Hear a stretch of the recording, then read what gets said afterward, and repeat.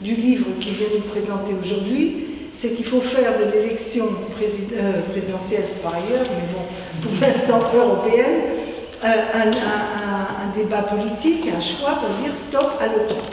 En tout cas, à la présence de la France dans l'OTAN et plus généralement à l'OTAN. Donc, on a pensé que finalement, en tout cas, j'ai pensé que finalement ce débat était très occulté dans les débats d'aujourd'hui. C'est le paradoxe, puisqu'on nous dit l'Europe c'est la paix. Donc on devrait avoir un débat géostratégique sur les conditions de la paix aujourd'hui sur notre continent et dans notre pays. La place et le rôle de la France dans ce mécanisme et dans ces choix géostratégiques. Et par ailleurs, on nous dit par un bout par la bande, comme une sorte d'évidence, eh ben, il faut faire une armée européenne, une défense européenne, sans nous dire précisément ce qu'on entend par là, et quand on regarde précisément ce qui se prépare, ben c'est justement quelque chose d'hyper intégré à l'OTAN, et que par ailleurs les choix récents qui semblent faits par le président des États-Unis et qui ruissellent à l'OTAN sont plutôt des choix qui sont alarmants sur la capacité de l'Europe d'être un acteur réel de paix, donc, et la France en particulier. Donc j'ai, malgré tous les inconvénients de date pour avoir un peu de monde, j'ai trouvé utile d'inviter Hervé Hannou, te dire mon plaisir de t'accueillir ici au Sénat et de t'entendre sur ce sujet important. Alors, pour ceux qui ne le sauraient pas, Hervé Hannou a été un collaborateur de longue date de Pierre Bérégovoy, son directeur de cabinet, et en particulier quand Pierre Bérégovoy était Premier ministre et que j'étais ministre de ce gouvernement, Hervé Hannou était le directeur de cabinet, ce qui nous a valu quelques séances téléphoniques fréquentes, et j'ai jamais vu le directeur de cabinet. Vous l'appeliez à 3 h du matin, il était là. Je me suis toujours demandé s'il dormait. Mais bon, passons ces épisodes passés. Mais il a été aussi collaborateur de François Mitterrand, notamment pour la cohabitation. Il y a un petit peu, voilà, on est là. Donc il a aussi toute cette épaisseur de l'histoire de ces débats qui ont eu lieu sous François Mitterrand. Alors je dois vous dire très franchement que je n'ai jamais été totalement une adepte du Francfort. Et de toute une série de choix économiques de la période, mais ça a toujours été des débats intéressants, toujours argumentés. Ensuite, Hervé a été à la Banque armée européenne dans l'OTAN et qu'il est temps de sortir de l'OTAN et de construire autre chose. Voilà. Merci beaucoup. Je voudrais d'abord remercier la sénatrice Marie-Noëlle Lienemann de m'avoir invité à cette conférence. Je suis très honoré de pouvoir essayer de présenter les vues que j'ai publiées avec Peter Ditus, avec qui j'ai travaillé pendant de longues années. L'objectif de notre livre, qu'on appelle plutôt un manifeste, c'est un petit livre, et d'alerter sur les risques d'implication de la France dans des guerres qui ne sont pas les siennes. Et l'objectif est de proposer qu'une chance soit donnée aux Français de sortir par un référendum de l'engrenage belliqueux que représente l'OTAN, un mécanisme de défense collective dont en fait seuls les États-Unis ont le contrôle. Le général de Gaulle avait su éviter par sa décision fondatrice de 1966 de retrait du commandement intégré de l'OTAN.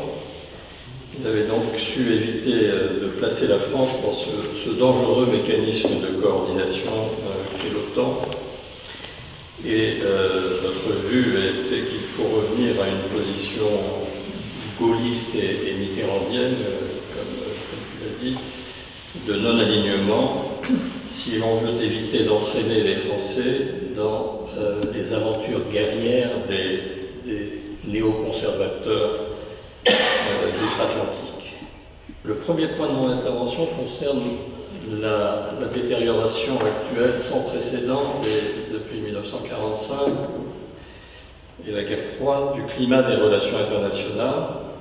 Chaque année depuis 1947, le bulletin des savants atomiste de l'Université de Chicago, publie un jugement sur la dangerosité du monde au regard des risques de guerre nucléaire. Et ils ont étendu récemment leur analyse au risque du réchauffement climatique, mais à l'origine et pendant de nombreuses années, le focus était la guerre nucléaire.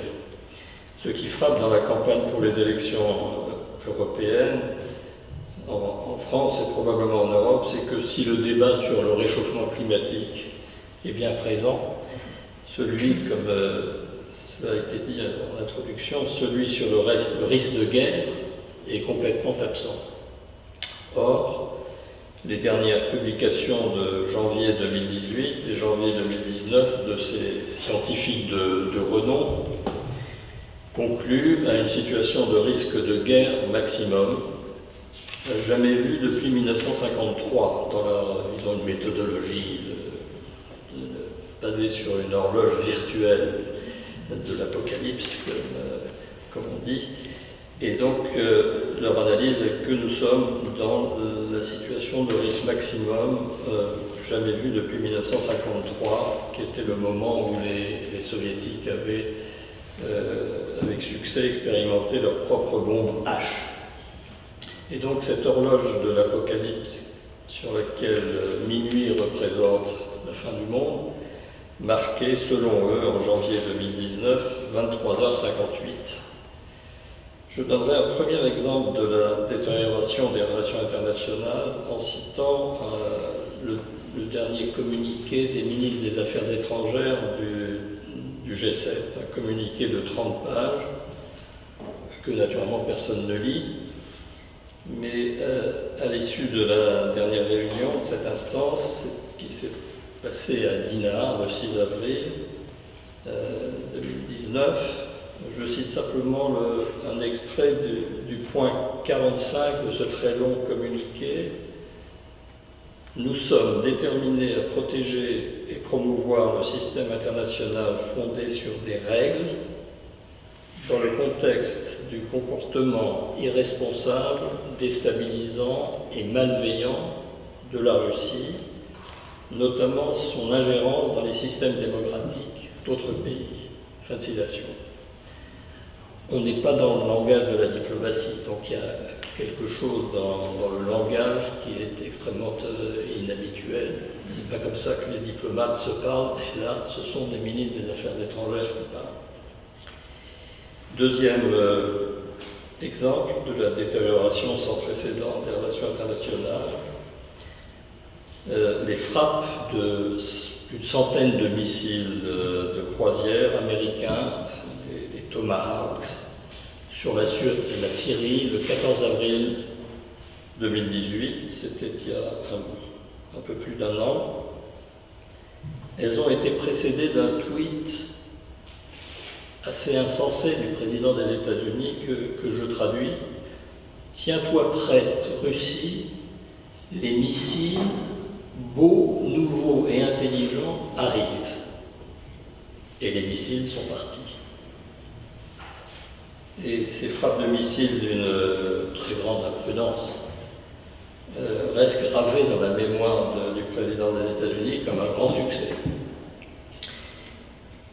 Or, les États-Unis, qui sont le seul pays à avoir utilisé une fois l'arme nucléaire, ont un président qui, en 1990, déclarait dans une interview « Je pense que la plus grande de toutes les stupidités est de croire que la guerre nucléaire n'arrivera jamais ».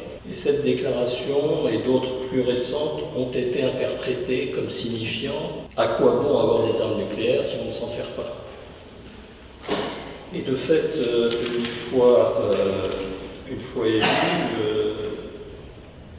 Donald Trump a fait évoluer en 2018 la doctrine d'emploi de l'arsenal nucléaire des États-Unis par rapport à la doctrine de 2010 du président Obama.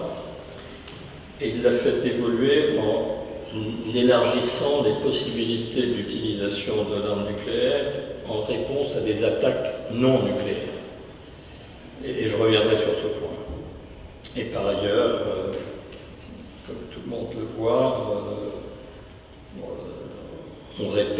l'occasion de chaque crise, du côté des États-Unis, ce terme de référence, donc à chaque crise, Corée du Nord, Venezuela, Iran maintenant, on en parlera peut-être un peu, que l'option du recours à la guerre est sur la table.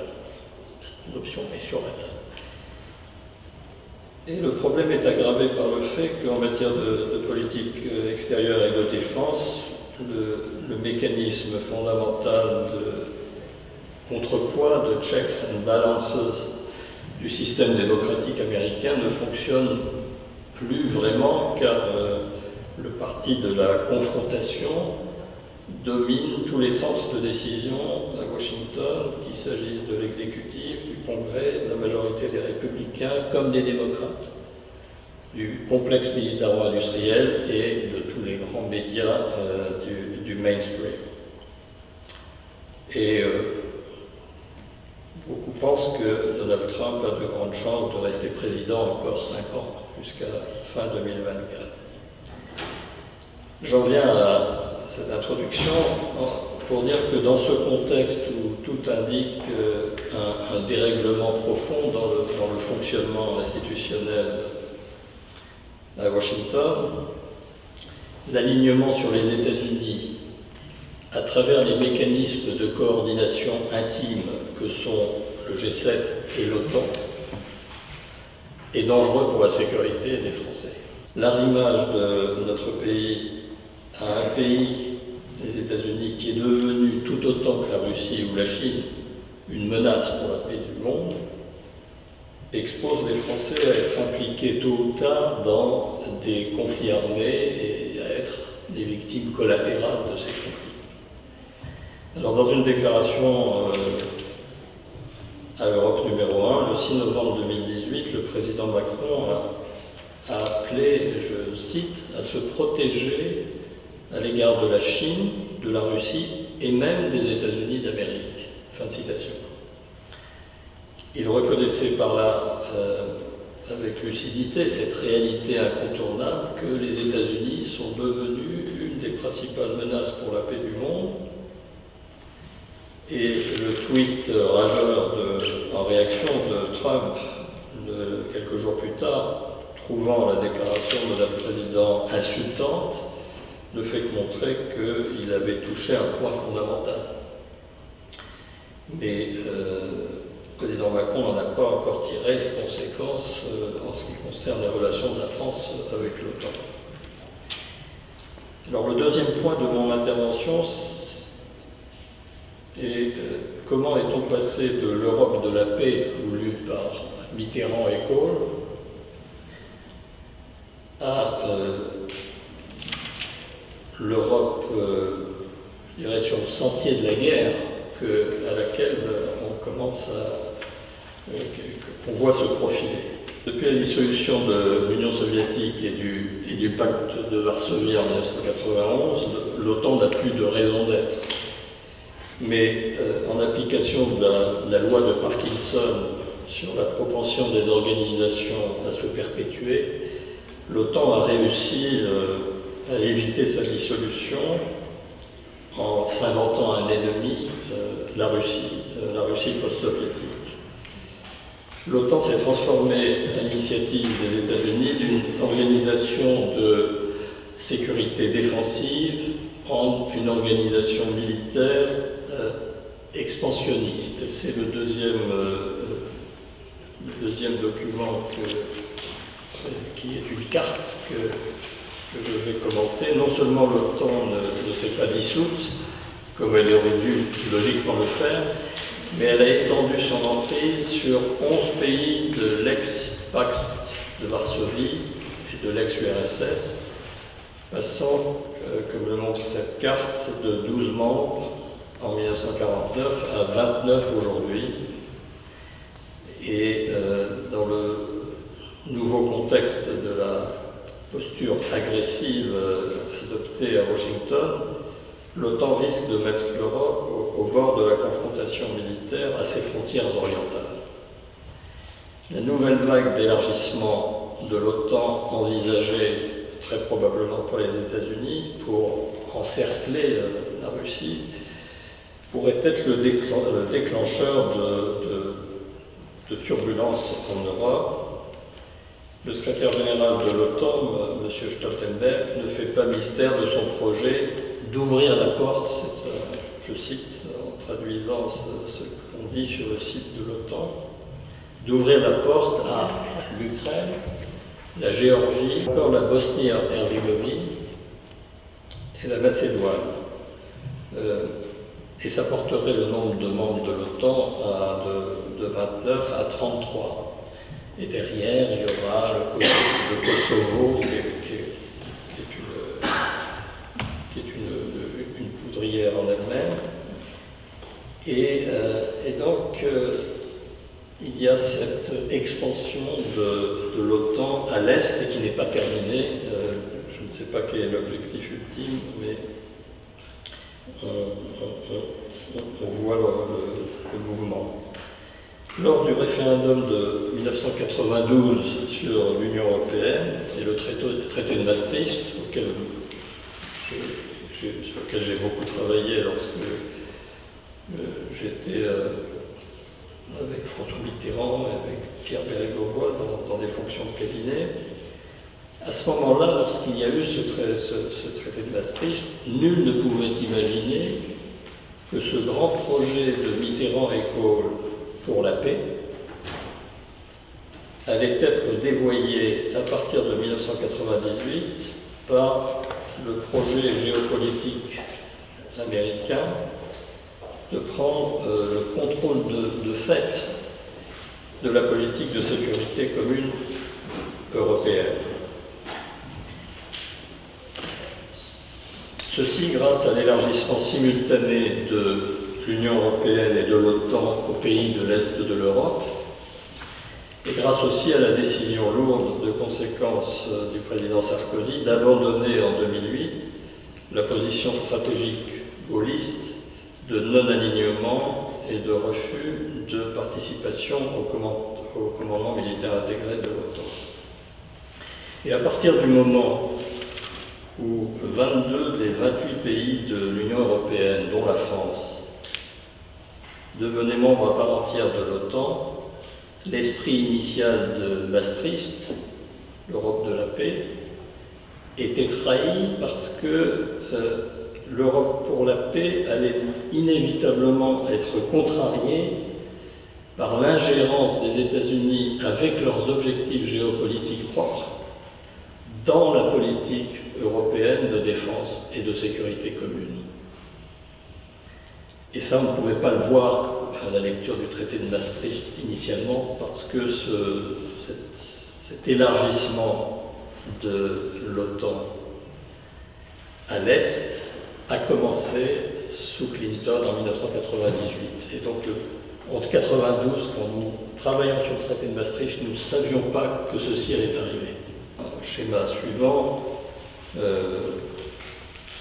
très simple, on visualise cette imbrication entre l'OTAN et l'Union européenne. Et pour revenir à l'Europe de la paix dessinée en 1992, il n'y a en fait, même si ça paraît une position extrême, il n'y a en fait pas d'autre voie que de mettre fin à l'imbrication actuelle entre l'OTAN et l'Union européenne, ce qui suppose la sortie de l'OTAN des 22 pays de l'Union européenne qui en sont membres, qui sont membres de l'OTAN. Il serait en effet irresponsable de conduire les Français dans l'aventure d'une armée européenne, tout en maintenant dans le commandement militaire intégré de l'OTAN sous direction américaine 80% des pays de l'Union européenne. Et donc on ne pourra stopper la dérive actuelle vers l'Europe de la guerre qu'en coupant ce lien de subordination qui a été établi de facto par les États-Unis entre l'OTAN, qu'ils contrôlent, et l'Union européenne en matière de politique européenne de sécurité et de défense. Alors s'agissant de la menace russe qui justifierait la poursuite de la mission de l'OTAN en Europe, bien sûr, une stratégie de défense pour un pays comme la France doit être en fait tous azimuts. Elle doit se prémunir contre toutes les menaces extérieures potentielles, y compris naturellement la Russie, et non pas en privilégier une seule. Comme l'avait montré Helmut Schmidt, l'OTAN a besoin de s'inventer un ennemi pour justifier les énormes budgets militaires des pays de l'OTAN, qui représentent une dépense annuelle de l'ordre de 1000 milliards de dollars par an. 1000 milliards de dollars. Auxquels, selon le président Trump, 100 milliards vont être ajoutés d'ici 2020. Or, il est peu vraisemblable qu'un pays comme la Russie, qui a une faible démographie, qui n'est pas une grande puissance économique, et qui peine pour cette raison chaque année à allouer une cinquantaine, une soixantaine de milliards de dollars à sa défense, puisse menacer militairement l'Union européenne, qui dépense 5 fois plus que la Russie pour sa défense. Le think tank suédois CIPRI a calculé qu'en 2018, la Russie est au 6e rang mondial pour le montant de ses dépenses militaires, juste derrière la France, 5e. Derrière la France. Oui. Alors il y a des débats sur l'inclusion de la gendarmerie dans le budget, mais c'est du second ordre, on est dans l'épaisseur du trait. La fonction principale de la menace russe est, du point de vue du complexe militaro-industriel transatlantique, c'est de préserver cette allocation de ressources publiques actuelles en Occident qui donne priorité à la dépense militaire par rapport aux priorités humanitaires comme la transition écologique, la lutte contre les épidémies, la pénurie d'eau, la pauvreté ou la malnutrition. Et donc c'est une question à 1000 milliards de dollars que nous posons dans notre livre, qui est la nécessaire réallocation d'une partie de ces 1000 milliards de dollars, sous réserve de réciprocité russe et chinoise, bien sûr, vers des actions pour le bien commun. On vient à mon troisième point, qui est l'aspect nucléaire de l'OTAN, qui est une alliance nucléaire floue et dangereuse. Avant d'en venir aux aspects nucléaires, un mot sur cet organigramme simplifié de l'OTAN. Oui, il est difficile à traduire. Même si les décisions au sein du Conseil de l'Atlantique Nord sont théoriquement prises à l'unanimité, et le Conseil de l'Atlantique Nord, c'est NAC sur ce diagramme. Même si les décisions se prennent théoriquement à l'unanimité, l'OTAN est sous le contrôle étroit des États-Unis. Il suffit pour s'en convaincre de savoir que le commandant suprême des forces alliées en Europe, le SACEUR, est toujours américain. Alors de 1966 à 2008, conformément à la décision de non-participation au commandement militaire intégré, la France ne participa ni au comité des plans de défense, le DPC, ni au groupe des plans nucléaires, NPG sur le diagramme. L'OTAN se veut une alliance nucléaire dont la sécurité collective est garantie d'une part par les forces nucléaires stratégiques et d'autre part par les armes nucléaires tactiques déployées à l'avant en Europe. Alors du côté des armes nucléaires stratégiques, qui sont les armes de grande puissance délivrées par des vecteurs à moyenne et longue portée, je cite le récent communiqué du sommet de l'OTAN de Bruxelles du 12 juillet 2018. Ce communiqué dit « Les forces stratégiques de l'Alliance, et en particulier celles des États-Unis, sont la garantie suprême de la sécurité des alliés, des 29 alliés. Et les forces nucléaires stratégiques indépendantes du Royaume-Uni et de la France ont un rôle de dissuasion propre et contribuent de manière significative à la sécurité globale de l'Alliance. » Fin de citation. Ce communiqué a l'air d'indiquer que les forces stratégiques françaises et britanniques contribuent à la garantie suprême de la sécurité collective de l'Alliance, des 29. Et cela paraît en contradiction avec le fait que lorsque la France a décidé en 2008 de rejoindre le commandement intégré de l'OTAN, elle l'a fait à l'exclusion du comité des plans nucléaires. On ne participe pas au comité des plans nucléaires pour préserver l'indépendance de notre force de frappe. Et donc on voit l'ambiguïté qu'il y a, et Paul Quilles, ancien ministre de la Défense, et son association Initiative pour le désarmement nucléaire, dès le lendemain de ce sommet, a dénoncé ces ambiguïtés publiquement par des communiqués publics, sans qu'il y ait eu de réponse publique à ces questions. Et cette ambiguïté, ce flou mériterait clarification naturellement.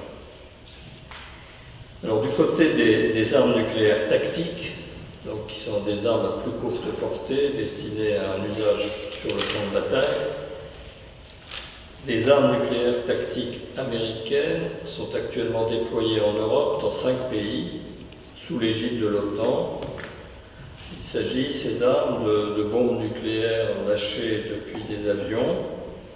Il y en aurait actuellement 150 à 200, d'après les spécialistes, mais en Europe, donc déployées en Europe. Mais des centaines de bombes nucléaires plus modernes vont s'y ajouter ou les remplacer dans les prochaines années. Et ces armes inutiles et dangereuses pour la sécurité des Européens auraient dû depuis longtemps être retirées du sol européen, comme de nombreux experts français le recommandaient. Le rapport Védrine de 2012 ou encore les études initiatives pour le désarmement nucléaire. On connaît les raisons qui poussent au contraire les États-Unis à maintenir et même à accroître le nombre de ces armes nucléaires tactiques déployées en Europe dans le cadre de l'OTAN. Il y a une raison mercantile et il y a une raison plus stratégique. La raison mercantile d'abord, le complexe militaro-industriel américain y trouve un moyen de vendre aux 5 pays européens abritant les bases nucléaires concernées, l'Allemagne, l'Italie, les Pays-Bas, la Belgique et la Turquie. D'une part, les avions de combat les plus chers du monde, les F-35 fabriqués par Lockheed Martin. D'autre part, les centaines de bombes nucléaires guidées B-61-12, un marché de 10 milliards de dollars pour les firmes américaines qui vont être produites aux États-Unis, puis stockées en Europe avant d'être, en cas de guerre, larguées par les vecteurs que sont ces avions F-35.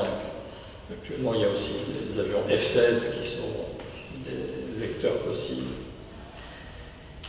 Et s'agissant de ces F-35, la pression américaine est maximale pour obliger maintenant l'Allemagne, après les Pays-Bas, l'Italie, la Belgique et la Turquie, qui ont adopté déjà le F-35, l'Allemagne donc a acheté des F-35 made in USA, ou à défaut, les Allemands n'ont pas encore pris leur décision, des F-18 de Boeing qui sont un peu moins chers. C'est la raison financière. Il y a une raison stratégique aussi qui est tout aussi effrayante.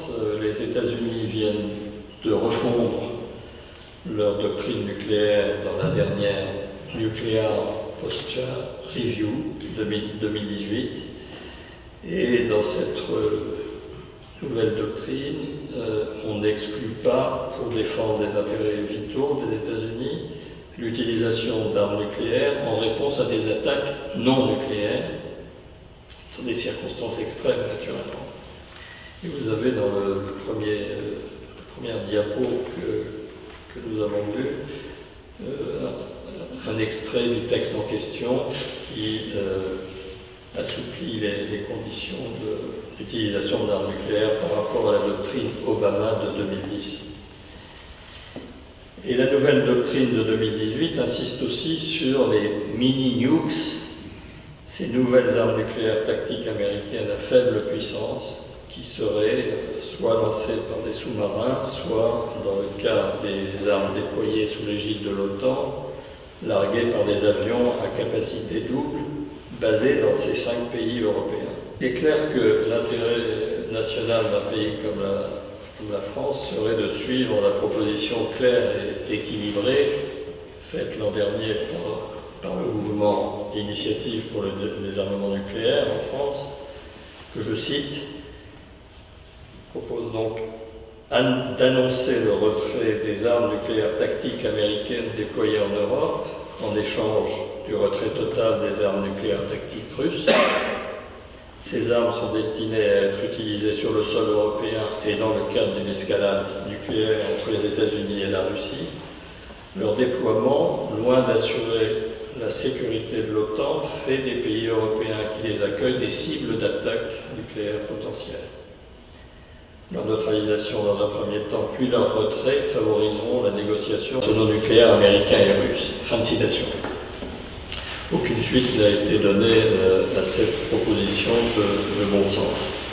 Mais un nouveau danger va résulter de la dénonciation par Donald Trump, suivi immédiatement par Poutine, du traité Gorbatchev-Reagan de 1987, un traité très important qui avait permis l'élimination des missiles de croisière et les missiles balistiques lancés depuis le sol et ayant une portée intermédiaire, c'est-à-dire entre 500 et 5500 km. Cette dénonciation de ce traité très important, annoncée le 1er février 2019 par les États-Unis, va maintenant autoriser les Américains à déployer en Europe des armes nucléaires de portée intermédiaire lancées du sol. Alors naturellement, au sein de l'OTAN, on peut penser que de nombreux pays, tels que l'Allemagne, pour la France la question ne se pose pas bien sûr, que des pays comme l'Allemagne refuseront le déploiement de nouveaux missiles nucléaires avec base à terre et sur leur sol. En revanche, les pays les plus belliqueux et les moins russophiles de l'Alliance, tels que la Pologne, la Roumanie, voire les États baltes, pourraient favoriser un tel déploiement, créant de nouveaux risques nucléaires aux frontières orientales de l'Union européenne. Dans un journal estonien de renom, il y a quelques mois, quelqu'un disait qu'il faudrait pouvoir mettre des missiles pour cibler Saint-Pétersbourg, qui est à 150 ou 200 km de l'Estonie. Et donc, tout ceci crée cette dénonciation de ce traité qui interdisait ces missiles lancés depuis le sol. Cette dénonciation va créer de nouveaux risques nucléaires aux frontières orientales de l'Union européenne. C'est une affaire à suivre. Et l'OTAN a joué un rôle néfaste et dangereux dans cette affaire en publiant le même jour que de la dénonciation par Trump, le 1er février, une déclaration du Conseil de l'Atlantique Nord, regroupant les ministres des Affaires étrangères de l'Alliance, des 29, soutenant pleinement la dénonciation du traité FNI, Force nucléaire intermédiaire, le traité de 87 par les États-Unis. Alors que le président Macron avait à juste titre exprimé de fortes réserves sur la dénonciation de ce traité, le Quai d'Orsay a finalement, par cette déclaration qui engage tous les ministres des Affaires étrangères, soutenu la position américaine en faisant valoir la violation supposée du traité par la Russie. Dernier élément de cet imbroglio nucléaire potentiel qu'est cette alliance, la question de la consultation des alliés avant l'utilisation éventuelle des armes nucléaires américaines stratégiques ou tactiques pour défendre l'alliance.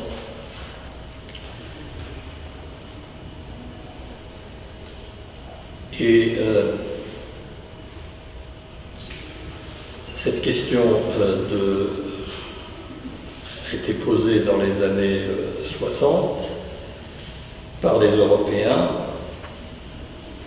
de savoir s'ils seraient consultés dans l'hypothèse de l'emploi d'armes nucléaires américaines au nom de l'Alliance, au nom de la défense de l'Alliance.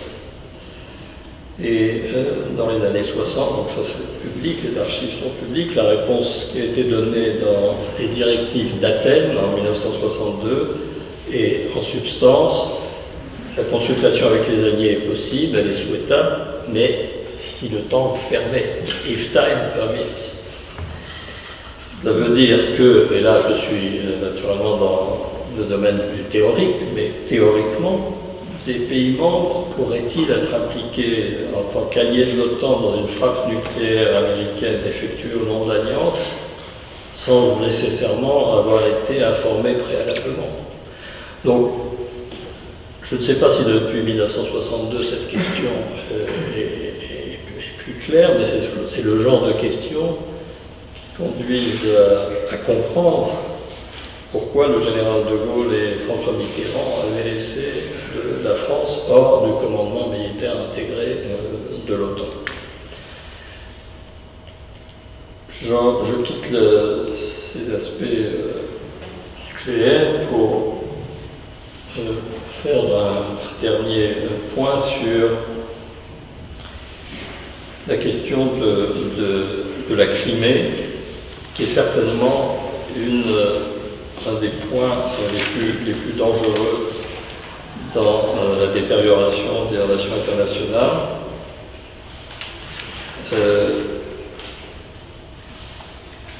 Pour les raisons suivantes,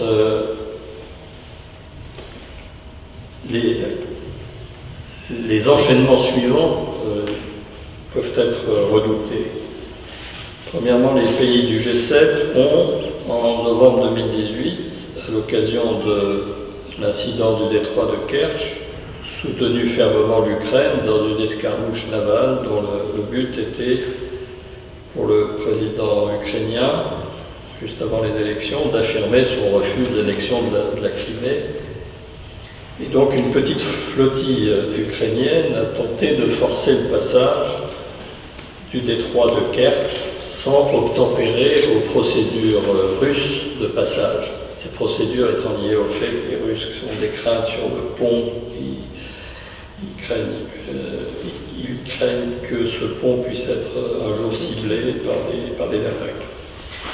Les Russes ont fait un usage excessif de la force pour éviter que ne soit physiquement, par ce passage de la flottille ukrainienne sans obtempérer aux formalités russes, ils ont craint que ceci puisse être une manière de contester physiquement ce qu'ils pensent être leur souveraineté de fait depuis 2014 sur les deux rives du détroit de Kerch, avec, comme on le voit sur la carte, la ville de Kerch du côté de la Crimée et du côté russe d'Aman. Donc on voit bien que depuis cette annexion de 2014, les deux côtés du passage sont sous contrôle russe.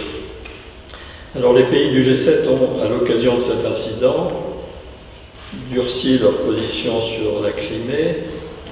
Le 30 novembre 2018, les ministres des Affaires étrangères du G7 ont déclaré, je cite, « Nous ne reconnaissons pas, et ça c'était un élément nouveau, et nous ne reconnaîtrons jamais l'annexion de la Crimée. » Fin de citation. En donnant un caractère éternel à leur position par l'introduction du mot « jamais », les pays du G7 se prononçaient solennellement pour la rétrocession, d'une certaine manière, de la Crimée à l'Ukraine. Et donc les Ukrainiens sont fait de ce soutien de l'Occident, qui est très fort, légitimement encouragé par cette déclaration pour l'éternité des pays du G7. Encore qu'il n'est pas sûr que des ministres puissent parler pour l'éternité, mais ça c'est une question de droit qui pourrait être posée. Donc les Ukrainiens peuvent se sentir légitimement encouragés à reprendre par la force la Crimée. Pourtant, le peuple ukrainien a eu l'intelligence, à mon avis, de renvoyer le président actuel, qui était très belliqueux, et de donner à un nouveau président, élu avec 73% des voix, une chance d'être celui qui restaurerait la paix en reprenant par la diplomatie le contrôle du Donbass et en gelant la question de la Crimée. Mais les États-Unis probablement ne veulent pas d'un scénario de ce type, et ils vont probablement reprendre rapidement en main la nouvelle administration et perpétuer la stratégie de tension maximale qui prévaut actuellement des deux côtés et qui va s'aggraver encore, les Russes ayant eux-mêmes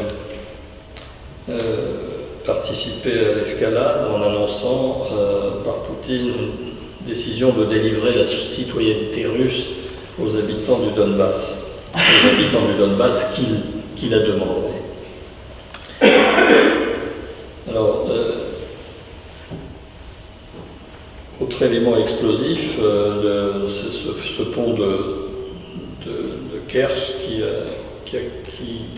été construit en 4 ans pour rejoindre un pont de 16 km pour rejoindre cette ville de Kerch à la Russie, et qui a coûté 4 milliards de dollars, et les Russes naturellement créent une tentative de destruction au nom de la liberté de navigation dans la mer d'Azov de ce pont. Alors le détonateur d'une confrontation sur cette question ukrainienne pourrait être le lancement du processus d'adhésion de l'Ukraine à l'OTAN, qui n'a pas été officiellement lancé, mais le secrétaire général de l'OTAN semble y travailler. Il a reçu en novembre le président du Parlement ukrainien, et quelques semaines après, ce Parlement ukrainien a inscrit dans la constitution de l'Ukraine, votée par le Parlement, donc changement constitutionnel, le principe de l'adhésion de l'Ukraine à l'OTAN. Et l'Ukraine se prépare en outre à accueillir en mai 2020 la réunion de l'Assemblée parlementaire de l'OTAN, qui est un organe gravitant dans l'organigramme de l'OTAN. Et Stoltenberg a par ailleurs lancé en avril des manœuvres navales de l'OTAN en mer Noire, manœuvres conjointes de l'OTAN avec l'Ukraine et la Géorgie. Un autre indice que l'Ukraine et la Géorgie sont dans l'antichambre de l'OTAN, même si on n'en parle pas. Et donc, la tentation de monter une nouvelle opération navale pour forcer le passage du détroit de Kerch, qui sépare la mer Noire et la mer d'Azov, n'est pas à exclure, avec le risque d'une nouvelle escalade. L'OTAN est cependant gênée dans ses actions en mer Noire par la Convention de Montreux de 1936, qui prévoit que les bateaux des pays qui ne sont pas riverains de la mer Noire, comme les États-Unis, la France ou le Royaume-Uni, ne peuvent pas rester plus de 20 jours ces bateaux en mer Noire. Et la dénonciation par Trump du traité de 1987 sur les armes, les missiles de portée intermédiaire, va lever l'interdiction pour les Américains de déployer en Europe les armes nucléaires de portée intermédiaire lancées du sol. Et l'Ukraine, une fois membre de l'OTAN, si cela se produit, pourrait être tentée d'accueillir sur son territoire des armes conventionnelles, voire nucléaires américaines. D'ailleurs, de nombreuses voix se prononcent dans les milieux nationalistes ukrainiens pour un retour de l'Ukraine au statut de puissance nucléaire qu'elle avait quand elle était à l'intérieur de l'Union soviétique. Même si une telle évolution est peu probable, là on est dans des choses qui sont à risque majeur, mais qui ne sont pas nécessairement probables. Mais la dénonciation du traité de 1987 qu'a faite Trump va autoriser l'Ukraine à développer ses activités dans le domaine des missiles conventionnels, un domaine dans lequel l'Ukraine constituait un pôle d'excellence au sein de l'Union soviétique. Et cela va augmenter encore les risques de confrontation.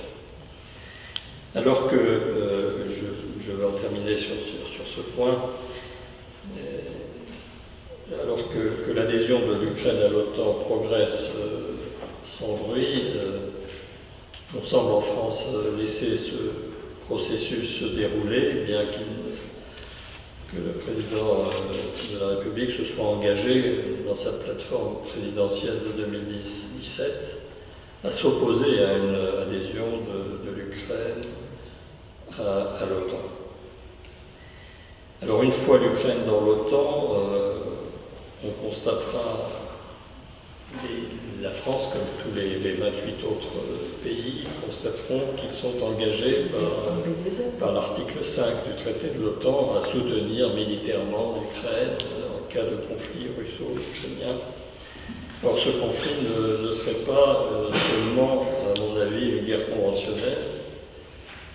Les Russes, malgré leur propagande martiale, ne gagneraient pas une guerre conventionnelle seule contre l'OTAN avec son trillion de dollars de dépenses militaires et son milliard d'habitants. Et ils risqueraient alors d'être tentés en dernier recours par l'emploi de l'arme nucléaire tactique sur le champ de bataille plutôt que de rendre la Crimée, qui serait une humiliation totale. Donc, tout ceci, encore une fois, nous sommes dans des scénarios plausibles qui ne sont pas probables. Ça, ce ne sont pas des choses qui sont probables. Mais ils ne sont pas probables, mais ils sont d'une sévérité énorme, nucléaire. Et donc, le fait que tous ces débats soient absolument en dehors même de la compréhension, même des risques à faible probabilité, mais à très grande sévérité, ne peuvent pas être ignorés. Or, on a l'impression que tout ça, à l'exclusion d'une partie de la classe politique à laquelle je rends hommage, tout ça, ces débats ne sont pas dans le champ de la discussion. Voilà, je suis désolé d'avoir été un peu long dans cette présentation. Merci en tout cas, parce que on accueille Pierre Laurent, qui est donc sénateur, que tout le monde connaît, qui est des grands dirigeants du Parti communiste. Et nous sommes maintenant dans le même groupe, Pierre Laurent et moi-même, puisque j'ai eu la chance d'avoir été accueilli après mon départ du PS par le groupe CRCE. Et évidemment, nos amis communistes ont toujours été hostiles à une entrée dans l'OTAN, et on peut leur reconnaître cette constance d'avoir vu très tôt les risques, puisque là, on vient, nous, la gauche républicaine socialiste, de publier un petit opuscule sur comment on est arrivé là dans la construction européenne. Et du coup, on s'est retourné vers l'histoire, et on s'est quand même rendu compte que dès le début de la création de l'Union européenne, et on s'est rendu compte que dès le début, les socialistes étaient divisés.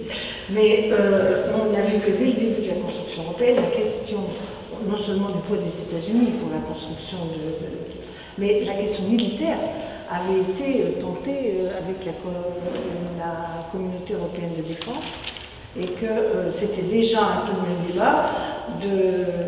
Alors à l'époque, ce qui avait bloqué notamment les socialistes, c'était la crainte du réarmement de l'Allemagne. Mais du côté des gaullistes et des communistes, c'était la posture géostratégique d'indépendance qui était dès cette époque défendue par le Parti communiste et par les gaullistes. Hein. Donc cette affaire est finalement assez récurrente depuis la période, mais devient, comme tu l'indiques, tout à fait inquiétante. Alors peut-être, Pierre, tu voudrais dire quelques mots, ou on donne d'abord la parole à Arnaud. Éventuellement, tu réagiras, enfin peut-être pas au débat, mais comment toi tu sens les enjeux aujourd'hui. Voilà, juste, tu veux le faire tout de suite parce que peut-être que tu as des contraintes. Voilà, vas-y Pierre. Oui, non mais je comprends, on est en plein débat. Je vais juste dire un mot très bref, parce que je vais malheureusement pas pouvoir rester, donc je suis arrivé en retard, donc je tenais à passer, parce que évidemment le thème m'intéresse beaucoup. Étant membre en plus maintenant de la Commission des Affaires étrangères et de la Défense ici au Sénat, mais je voulais juste souligner une chose c'est que ce qui est dit sur l'imbrication Union européenne-OTAN me paraît, dans la conjoncture actuelle, être une question très importante, parce qu'il y a un débat sur la défense européenne, et moi je suis témoin en ce moment des contradictions dans lesquelles se débattent les partisans de défense européenne, qui sont confrontés à cette question, de surcroît avec la tournure prise par la politique américaine. Et pas seulement, parce que dans l'OTAN, il n'y a pas que les États-Unis, mais il y a la Turquie, il y a beaucoup donc il y a une conjoncture internationale qui rend quand même difficile d'expliquer qu'on peut être à la fois dans l'OTAN et vouloir une défense européenne pour... donc il y a un débat autour de cette question qui est pétri de contradictions, qui est intéressant. Et ce matin, on avait à la Commission des Affaires étrangères une audition de celui qui vient de rendre un rapport à Macron le 6 mars dernier, Louis Gauthier, l'ancien secrétaire général de la Défense et de la Sécurité nationale, sur la défense européenne. Et lui, sur cette question-là, l'a balayé d'un revers de main. Il a dit, mais en fait, il y a des gens qui posent cette question, mais elle ne se pose pas. A-t-il dit, en vérité, il a dit quasiment comme ça. Il a dit, mais en fait, elle ne se pose pas, puisque c'est évident que notre attachement à l'OTAN est indéfectible, etc. Et il a développé ça, le balayant comme une question qui ne se posait pas. Alors qu'à mon avis, c'est au contraire un sujet sur lequel on peut, disons, appuyer pour souligner les contradictions de ce débat, et peut-être pour opposer à ça, à condition de se dégager de l'OTAN, effectivement, une autre idée d'un système de sécurité collective européenne, un Helsinki 2 ou d'autres perspectives, mais qui nous dégagerait de ça. Et je pense que c'est vraiment une question que j'ai entendu de ce que vous avez présenté, qui me paraît vraiment très importante et d'actualité, et à laquelle moi je suis sensible. Peut-être dire une chose avant Arnaud, dans le sens de ce que tu dis, Pierre, c'est qu'on l'a déjà observé pour l'Union européenne, toute une série de choix. On essaie de nous expliquer qu'il n'y a pas d'autre solution. Et on pose des actes pour rendre plus difficile une alternative.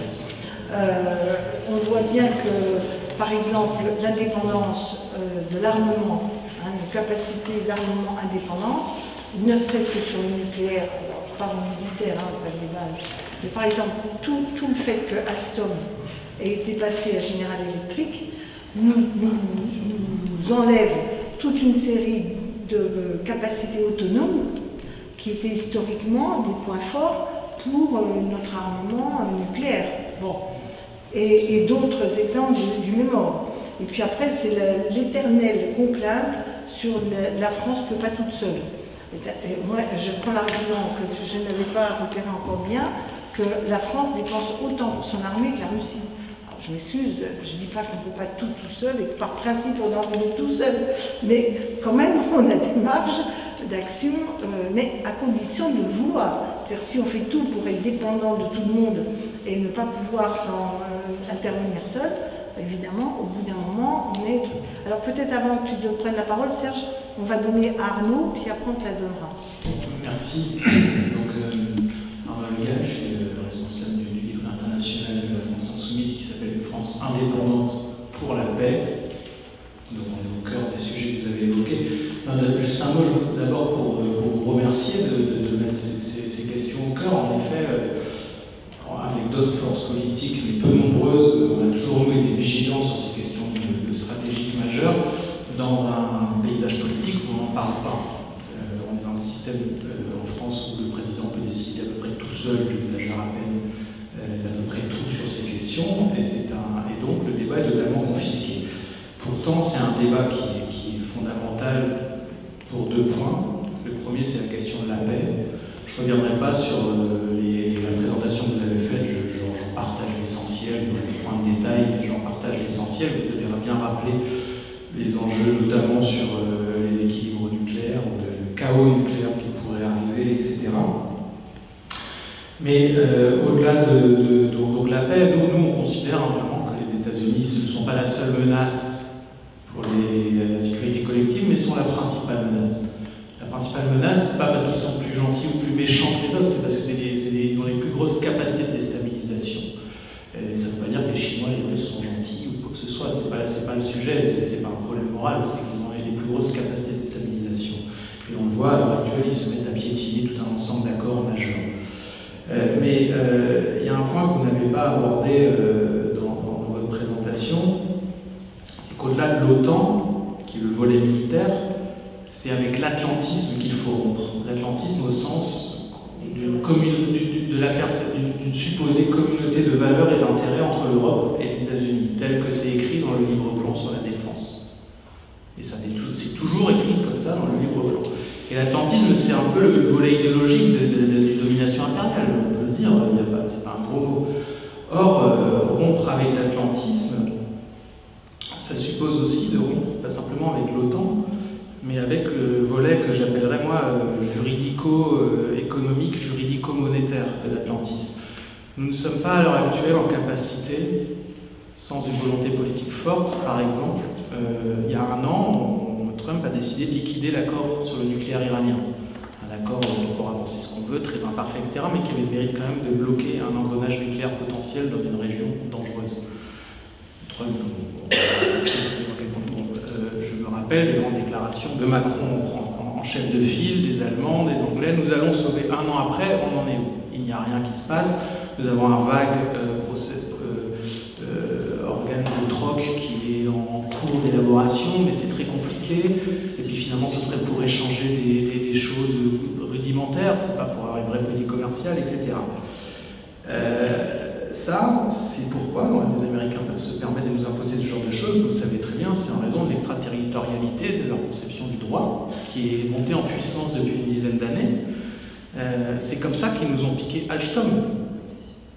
Alstom, c'est la souveraineté sur les turbines de nos sous-marins nucléaires lanceurs d'engins. C'est pas rien. Soit dit en passant, on ne fera jamais de confiance en quoi que ce soit à un président qui, quand il est secrétaire général adjoint de l'Élysée, a eu un rôle déterminant dans la vente de ce fleuron de notre industrie stratégique. Et en définitive, il s'agit donc de redevenir indépendant. Redevenir indépendant, ce n'est pas l'isolement. Ce n'est en aucun cas l'isolement. On caricature ce questionnement. Il faudrait être pour l'OTAN, pour la mondialisation libérale, etc. Ou alors on retourne dans notre isolement, etc. C'est exactement ce qu'on disait au général de Gaulle quand il est sorti de l'OTAN. On lui promettait l'isolement de la France, on lui disait qu'on affaiblissait l'Occident face aux hordes étrangères, c'était écrit comme ça dans le Figaro à l'époque. Et à l'époque, on disait déjà que la France n'avait aucun moyen de se défendre elle-même. Rompre cet isolement, avec cette dépendance et retrouver l'indépendance, ça suppose donc de sortir de l'OTAN, et ça suppose donc aussi tout un ensemble d'autres volets que vous n'avez pas abordés et sans lesquels on sera totalement sous la coupe des Américains qui pourront nous sanctionner, parce que c'est comme ça qu'ils font. Si la France sort de l'OTAN, elle sera sanctionnée. Comment peut-elle ne pas être sanctionnée? Il n'y a pas de recette miracle, mais il y aura des formes de relocalisation de certaines productions, indépendantes de certains produits faits ailleurs, et notamment aux États-Unis. Il y aura la nécessité d'avoir une autonomie énergétique. À terme, il y a une nécessité, et je sais très bien que c'est plus facile à dire qu'à faire, mais il y aura une nécessité de désimbriquer nos finances. Parce que c'est comme ça qu'ils nous tiennent. Vous le savez, si vous utilisez $1 pour échanger avec tel ou tel pays sanctionné par les États-Unis, vous êtes immédiatement l'entreprise ou l'entité en question et sera immédiatement exclu du marché états-unien. Vous savez ça très bien. Idem, ne pas utiliser dans notre industrie le moindre composant états-unien. Les États-Unis peuvent décider qu'on ne vend pas telle ou telle chose à tel ou tel pays parce qu'il y a un boulon américain dedans.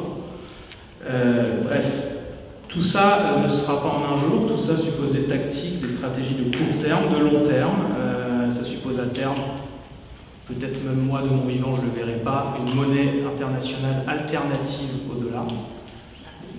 À terme, c'est quand même le projet de Keynes à l'origine, c'est quand même le projet de Bretton Woods. Pour l'instant, ce sera très compliqué, mais à terme, il faudra ça. C'est avec tout ça qu'il faut. Et je terminerai, puisque la période nous y invite. Nous, on pense que sur ces questions-là, non seulement l'Union européenne n'est d'aucun secours, mais elle est un frein et elle va dans le sens même d'une atlantisation des esprits et des process et des rapports de force. Vous l'avez dit, la CED, ça ne date pas d'hier. Quand le Parlement français a refusé la CED, c'était parce qu'on avait une armée européenne qui serait sous commandement direct du chef d'état-major états-unien. C'était pas pour autre chose, même si en effet. Il y avait aussi sur la crainte du réarmement nucléaire, il y avait la crainte du réarmement allemand, mais aussi, bien sûr, oui, dans le débat de l'époque. Mais en tout cas, voilà. Et l'Europe, l'Union européenne, dans tous ces traités, est structurellement liée à l'OTAN. C'est pas simplement compatible avec celui de l'OTAN, etc. À terme, c'est la mort, si on continue à accepter ce genre de choses, c'est la mort d'une industrie française, et je ne parle même pas d'une industrie européenne indépendante sur ces questions. Et les rapports de force, vous l'avez très bien dit, géopolitiques, font que massivement, une partie importante des membres de l'Union européenne sont structurellement liés aux États-Unis. Dans ces conditions-là, il faut absolument évidemment sortir de ces traités et refuser toute forme de projet d'armée européenne en l'état. Macron ment quand il dit qu'on peut avoir une armée européenne qui fera une sorte, qui assurera, comment il dit, une souveraineté européenne. Ça n'est pas vrai. L'armée européenne, à partir du moment où elle est articulée à l'OTAN, c'est un appendice de l'OTAN, point. Le reste, c'est de la littérature. Et j'irai même plus loin, c'est que certaines nations comme l'Allemagne, qui n'est peut-être pas la plus véhémente face à la Russie, donc qui n'est ni un allié ni une menace. La Russie est un pays voilà, qui faut aborder de manière rationnelle. L'Allemagne n'a pas de vision géopolitique, mais l'Allemagne est structurellement atlantiste parce que depuis 70 ans, sa défense est assurée par les États-Unis. Et donc, dès qu'il s'agit même dans les rapports de force industriels, par exemple, de sauver l'industrie automobile allemande, etc., ils sont prêts à tout avec l'OTAN. Même si Merkel va avoir quelques déclarations, en vérité non. Et je terminerai là-dessus, et je m'excuse d'avoir été trop long. Y compris pour l'Allemagne, l'OTAN, via le concept de nation cadre de l'OTAN, que je vous invite, nous on a un peu travaillé cette question dans notre revue L'intérêt général, où il y a sur l'Europe, il y a un article sur la défense européenne. Le concept de nation cadre, c'est un peu une manière, au sein de l'OTAN, ça existe depuis 2010 à peu près, je crois, de mémoire, c'est l'OTAN, au sein de l'OTAN, vous pouvez en fait faire des groupes de pays qui ont une armée quasiment intégrée. Via ce concept de nation cadre de l'OTAN, l'Allemagne n'a pas attendu pour intégrer un certain nombre d'armées, en tout cas de dispositifs militaires. À l'heure actuelle, l'armée des Pays-Bas est quasiment une annexe de l'armée allemande. Je ne veux pas jouer à faire des peurs avec ça, c'est pas le sujet, c'est pas vrai. Enfin, il n'en reste pas moins que ça veut dire que toute prétention à construire une armée européenne indépendante, notamment de l'OTAN, dans le contexte actuel, est une pure vue de l'esprit. Ceux qui nous racontent le contraire nous mentent. Et donc, à tout prendre, nous préférons, nous, une armée nationale. Et la France a tout à fait les moyens d'assumer son indépendance sur ce sujet. Je vous remercie et merci encore d'avoir quelqu'un qui a votre expérience et mis cette question au centre de... Sur cette question d'armée européenne, je suis 100 fois d'accord. Lorsque Mme Merkel a dit qu'elle soutenait l'armée européenne, elle a dit dans le cadre de l'OTAN. Et donc à partir de là, c'était une imposture. Macron aussi, sauf qu'il avait à un moment donné, il y avait un petit jeu, il y avait besoin... Après, on avait le concept de pilier à l'intérieur de l'OTAN. Vous vous rappelez, jadis, on nous vendait la sauce comme ça. On s'est rendu compte que c'est pas un pilier, c'est complètement mangé, quoi. Tout à fait. Je m'excuse vraiment, juste un dernier point qui est important, parce que pour que les personnes présentes aussi... On nous a vendu depuis un an ou deux une légende selon laquelle Trump voulait se désengager de l'OTAN, ce qui aurait pu laisser planer l'idée que finalement l'OTAN pouvait être récupéré par les Européens qui en auraient fait leur propre outil indépendant. Tout cela, c'est de la flûte. Trump a fait ça à un moment clé pour faire peur à tout le monde. Les Européens, sur ce sujet, sont comme des lapins devant les phares des voitures. Et il a obtenu, grâce à ses méthodes de budget, il a obtenu que les budgets montent. Et du coup, il a terminé la réunion en disant finalement, j'aime bien l'OTAN. Bon, on le prend pour un dingue, mais il n'est pas dingue du tout. Il a sa propre ligne, il a sa stratégie et il l'impose avec la manière dont c'est. Serge, tu voulais dire un mot? Vous avez parlé de perte d'indépendance de l'industrie française en parlant d'Alstom, mais Nexter, que vous connaissez, c'est anciennement les ateliers d'Issy-les-Moulineaux, qui étaient Issy-les-Moulineaux, c'est devenu le GIAD, c'est devenu Nexter, sur le plateau à côté du GBGM à Satory, et ça a été racheté par les Allemands. Il y a eu une privatisation de l'ancien GIAD Industrie, et donc... Et les Allemands. Krauss-Maffei. Krauss-Maffei, qui fabriquait les Half-Track, entre autres, ont servi à l'armée allemande pour envahir l'Union soviétique. C'est bien, Serge, je t'ai la mémoire.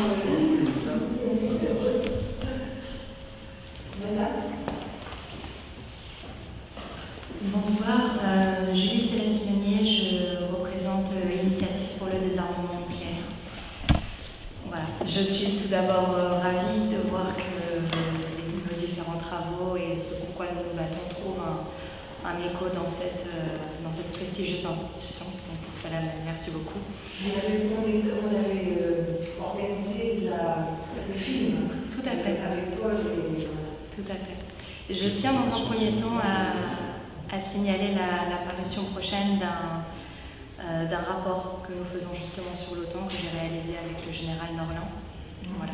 Nous mettrons évidemment à votre disposition avec nos conclusions. Nous partageons bien évidemment votre analyse, notamment concernant le non-sens actuel stratégique, et notamment nucléaire à échelle globale. Toutefois, nous sommes à l'heure actuelle, dans nos conclusions, encore partisans d'une construction européenne et d'une réappropriation de la structure de l'OTAN. Et je souhaiterais à ce titre vous demander votre avis sur le fameux triptyque qui est annoncé prochainement, c'est-à-dire l'alliance du Fonds européen de la défense avec la coopération structurée permanente en second pilier et enfin la concrétisation de l'initiative européenne d'intervention.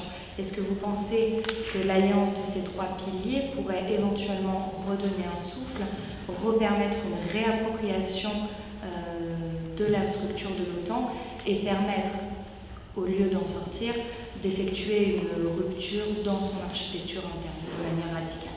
Je vous remercie beaucoup. Mon expérience de parlementaire européen me fait penser que croire que créer des structures quand il n'y a pas un accord de fond sur ce qu'on veut faire, ça ne résout jamais les problèmes, parfois ça les accroît.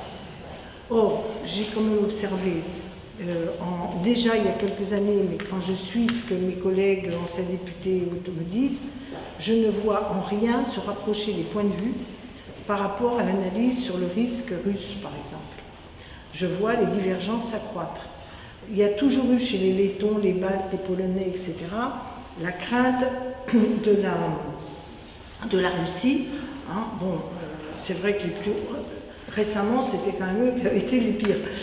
Mais ils avaient un peu oublié les phases historiques alternantes. Hein. Mais cela dit, alors nous, on était là, on disait, vous êtes frappadins, quoi, il ne faut pas exagérer les risques, etc. Puis nous, en fait, on s'est rendu compte a posteriori qu'on était les naïfs. C'est-à-dire non pas que le risque était un péril particulier, même si moi, j'ai aucune sympathie pour Poutine et que je ne crois pas que par nature, lui non plus, n'est pas dangereux sur rien. Mais je crois que nous, on était naïfs de ne pas se rendre compte qu'il y avait derrière une idéologie, tout un travail qui était fait politiquement pour entretenir la tension. D'ailleurs, peut-être tu pourras nous éclairer sur quelle finalité, au fond, pourquoi Trump joue cette carte-là. Hein. parce que on a vu aussi que tout au début, quand il est arrivé, Poutine n'était pas hostile à l'alliance avec l'Union européenne. Et c'est l'Union européenne, même sur France 2, France 3, il y a eu des émissions sur Poutine, ils ne sont quand même pas très condescendants à son égard, qui disaient que Poutine s'est tourné vers l'Asie et s'est radicalisé contre l'Europe parce que l'Europe n'a jamais voulu dialoguer avec lui, et en particulier avec cette stratégie de pousser les Russes dans leur dernier retranchement et les isoler au fond du continent. En tout cas, moi je vous donne une réponse qui n'est pas technique là, hein. Je vous donne une réponse c'est comme quand on nous dit qu'il faut faire une constitution avec des gens qui... franchement, hein, moi j'étais fédéraliste au début, donc c'est pas, je sais pas, une idéologie, mais quand les gens ils pensent que la libre concurrence ça fonde une nation et que ça prime sur tout le reste, vous avez du mal à être d'accord quand vous êtes un républicain français, quoi. Et même en n'étant pas méchant à leur endroit, c'est quand même pas nos fondamentaux, quoi. Donc tout ça pour dire que je ne suis pas sûre que jouer assez de cohérence au niveau européen pour tenir tête aux Américains, leur piquer le temps, ça honnêtement, vu comme ça, j'y crois pas. Hein. Bon, mais les autres plus compétents que moi vont répondre. Peut-être les 3 questions, vous aviez pas mis... Oui, vas-y. Oui, j'ai une question. Moi, j'étudie le russe et l'alcool, c'est quelque chose qui m'intéresse beaucoup. Alors, j'ai entendu dire que la Géorgie voulait adhérer à l'OTAN. Donc, avec le problème, la Russie a quand même un lien très étroit avec l'Arménie, et il y a 2 conflits armés en Géorgie qui n'ont pas été réglés, l'Abkhazie et l'Ossétie du Sud. Et je ne parle pas de la poudrière qu'il y a dans le Caucase. Alors, ne craignez-vous pas, parce qu'au passage, il y a la Tchétchénie, l'Ingouchie, etc., l'Afghanistan, je ne citerai pas tous les noms du Caucase, ne craignez-vous pas un embrassement général du Caucase du fait de la conséquence de cette adhésion? Donc, moi, je suis donc Bruno Clunon, membre militant du GRS Madoise. Et donc, j'aurais déjà une petite information. Vous savez comment la Crimée est devenue ukrainienne? C'est un cadeau de Staline à la Russie. De Staline. Et donc, voilà, donc ils ont repris quelque part, c'est un peu contestable, ils ont repris leur région. Et moi, j'aimerais savoir, quel est le risque de la Chine, l'intervention de la Chine en cas de problème? Bouchra, Hervé, en mars 1992, François Mitterrand me nomme ministre, manifestement voulait me tester, et m'invite à un petit déjeuner. Et nous, on parle Europe, machin, etc., le monde et tout. Ça a duré très longtemps, donc, parce que déjà je lui avais dit que j'étais quand même pas très rassurée sur le vote de Maastricht, et il me demandait d'expliciter. Et il me dit à ce moment-là, un moment du débat, je m'en rappelle toujours, il me dit, vous savez, Marie-Noëlle, votre génération connaîtra une guerre entre l'Ukraine et la Russie. Je lui dis, vous êtes sympathique, président, mais je ne vois pas trop ce que je peux faire. En fait, il pensait qu'il y avait des tensions. À l'époque, quand l'Ukraine s'est dénucléarisée, enfin quand les Russes, prudemment, ont ramené leur nucléaire en Russie, je me suis dit non, c'est plus possible. Et en fait, parce que il me disait ils ont le nucléaire, il m'a bien expliqué qu'il y avait 2 pôles en Ukraine, que de toute façon il y aurait une tentation des uns et des autres, et que cet équilibre instable serait difficile à trouver un point d'équilibre durable. J'ai vraiment cru qu'une fois qu'ils avaient enlevé leur nucléaire d'Ukraine, ça ne se passerait pas. Et quand tu nous décris la réalité, ce qui est là, je finis par me dire qu'en effet, ce que j'avais pris pour un peu un regard du vieux monde, hein, parce qu'il y avait une force très forte chez François Mitterrand, c'était sa capacité à penser qu'il y avait des forces tectoniques historiques qui quand même pesaient lourd et qu'on les rayait pas d'un coup de plume. Donc alors, parfois, beaucoup de gens maintenant se gossent à l'époque se gossaient sur « Oh, il n'a rien vu du mur de Berlin, il ne s'est pas rendu compte de l'énorme machin ». Oui, ben hélas, il pressentait quand même des choses. Bon, je raconterai un autre jour les débats qu'on avait là-dessus. En tout cas, ce qui m'a frappé quand même, c'est qu'on n'est pas simplement dans un temps conjoncturel, il y a des résurgences historiques dont on n'arrive pas à se libérer et qui quand même, l'histoire nous prouve qu'elles ont leur pesanteur et parfois leur drame. Donc il ne faut pas sous-estimer ça comme ça. Donc peut-être te demander juste aussi pourquoi Trump a cette attitude-là par rapport à la Russie. Enfin bon, tu vas d'abord répondre à nos amis. Non, on commence peut-être par la Géorgie et l'OTAN. En effet, le processus est très engagé d'adhésion de la Géorgie à l'OTAN, mais ils sont encore dans l'antichambre, ils sont dans cette catégorie de pays qui ne sont pas encore dans le processus d'adhésion, mais que l'OTAN a l'intention de faire rentrer, et je crois que ça sera, autant que l'Ukraine, ça sera certainement un casus belli, probablement dans la région, et ça sera une source de tensions qui vont être énormes.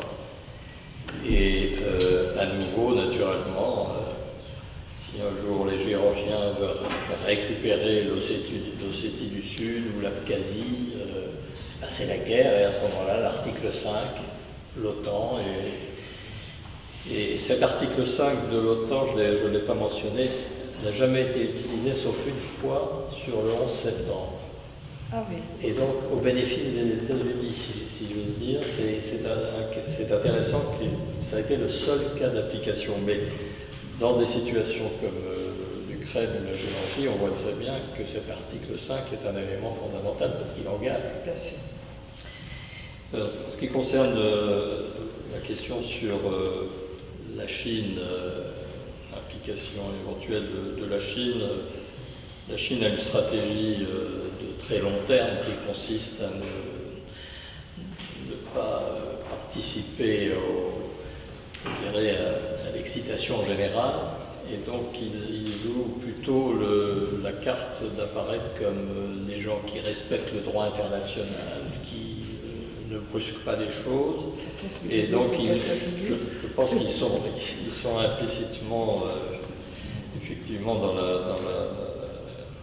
les structures de coordination du système de Shanghai, etc. Ils sont en très bonne coopération avec la Russie, mais la Chine n'interviendra pas de façon erratique ou brutale. C'est de la pensée longue, et donc ils ne participent pas, semble-t-il, aux escalades. En ce qui concerne la question du Fonds européen de défense, qui est très importante, il est très intéressant qu'actuellement, sur cette question qu'a posée sur cette question, vous avez vu dans les tout derniers jours la réaction très violente de l'OTAN à l'idée et des États-Unis naturellement, à l'idée que dans les procédures du Fonds européen de défense, on entend essayer de mettre des règles qui pourraient ne pas faciliter les choses pour les Américains. Et donc, quand on voit la réaction de Stoltenberg, elle a consisté à dire que en mettant ces procédures européennes pour défendre les intérêts des Européens, on allait nuire à cette magnifique standardisation, interopérabilité, les normes, etc., qui en réalité, par l'effet des séries longues, favorisent toujours les ventes américaines dans l'ensemble de la zone. Les exportations d'armes de la France entre 2008 et 2017, depuis qu'on est rentré dans l'OTAN, nous avons dans nos exportations d'armes 7% qui sont dans la zone des pays de l'OTAN. Donc on voit bien que dans la zone de l'OTAN, les États-Unis exercent une domination extrêmement forte. Et donc cette idée, ce fonds européen de défense, c'est 1 milliard, 2 milliards, on met des chiffres, mais il va se heurter à une espèce de bureaucratie qui est à Bruxelles, l'OTAN, qui a ses propres vues. Et donc quand Mme Merkel a dit « nous allons faire l'armée européenne dans le cadre de l'OTAN », c'est vraiment de ne pas vouloir, regarder les réalités techniques pour que ça réponde à leurs besoins. Oui. Ça, ils savent faire. Alors sur votre question sur l'atlantisme, qui serait un sujet plus vaste, je pense que vous avez en partie raison. J'ai publié il y a 1 an un livre qui est écrit en anglais qui passe en revue toutes les politiques des pays du G7. Et donc c'est un livre très critique. Quand on met bout à bout les politiques monétaires qui est actuellement conduite, qui est une politique d'incitation à l'endettement, là je ne converge pas avec la France insoumise sur la question de la dette, il y a une montée de la dette absolument colossale, et ces pays du G7 jouent l'endettement, on pousse en avant une montagne de dettes. Donc toutes ces politiques monétaires, budgétaires, et aussi le contrôle des banques, il y a des politiques laxistes des pays du G7 qui forment ce club atlantiste dont vous parliez. Et bien sûr, je faisais aussi la critique de la politique sur le changement climatique et la question de l'OTAN, nous l'avions déjà abordé dans ce livre. Donc, nous avons une vue transversale sur le fait que ces pays du G7 qui prétendent donner des leçons au monde entier mènent des politiques laxistes et irresponsables dans de nombreux domaines. Évidemment, j'ai beaucoup insisté dans ce livre précédent sur la politique monétaire, où on vous met des taux d'intérêt négatifs qui n'ont absolument aucun sens. Monétaire permet aux États-Unis d'exporter leur crise financière, c'est ça? Bien sûr, mais l'ensemble de ces pays du G7 ont des politiques. Donc, je vous propose que sur ce débat monétaire et économique, ça vaudra la peine qu'on poursuive.